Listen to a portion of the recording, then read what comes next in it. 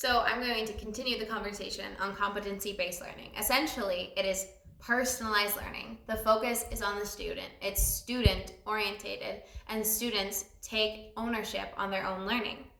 60 years ago, we decided that education was going to look like something very much modeling the factory style of rows and 9 to 5 bells signifying lunch, and now we have a big test at the end of the year that children are supposed to try to remember everything that they've learned throughout the entire year, and it creates unnecessary stress and doesn't show what kids are actually capable of, and they don't walk away from it actually understanding skills.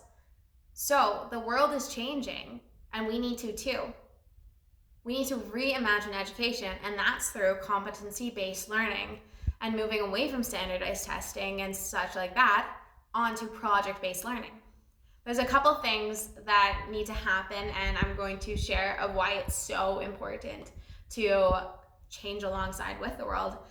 This creates a holistic style of learning where you can take concepts from science and math and meld them together, so kids really are making those synapse connections, bridging gaps and making learning relevant.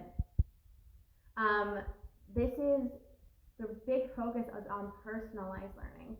Why do we expect kids that are auditory learners to understand the same concepts that are given through paper as a visual learner? What are a kinesthetic learner? We understand that kids come from different backgrounds, culturally, economic, and have different learning styles. So why do we think that we can have them learn the same way and give the same product on the same timeline? We can't. For a teacher to understand the student and really understand their needs, there needs to be a relationship. So this looks like smaller class sizes in order for a teacher to have a good relationship with a student. Competency-based learning is all about information mastered, and kids proceed at their own time. Say you're having a math class and only 50% of the kids understand the concept that you've given. The next day you have two choices. Either you continue with the lesson and leave 50% of the class in the dust not understanding what's happening, or you reteach the lesson and have 50% of the kids sitting there for an entire class period bored. It's a waste of their time.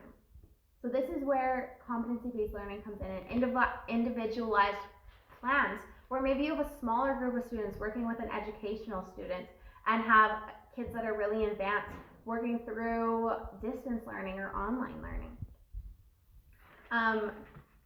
And kids don't move on until they've mastered the concept or skills.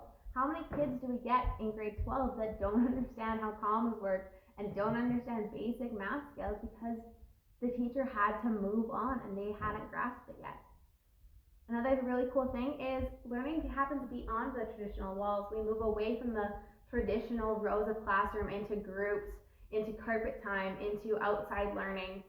Kids will learn better when they're moving and when they're interested. So if they're able to get out into the world to learn about the world, everyone benefits. Another big thing is students take ownership. They are a part of the decision. And this is a direct connection to success for students as they become active participants. We are reimagining education. Things need to be relevant to them. They need to be learning about the world around them in order to understand it.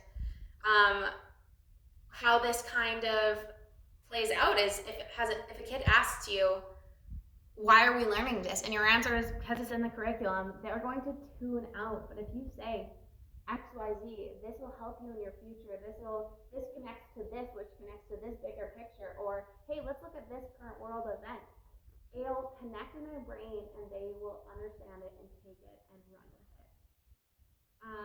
A really cool, maybe tangible example is moving away from standardized testing to project-based learning is having an English project where, say you're reading To Kill a Mockingbird, and you want them to show their understanding of the major themes of the book. Well, standardized testing will say, hey, do a test, but that doesn't really show a kid's knowledge and understanding of a book.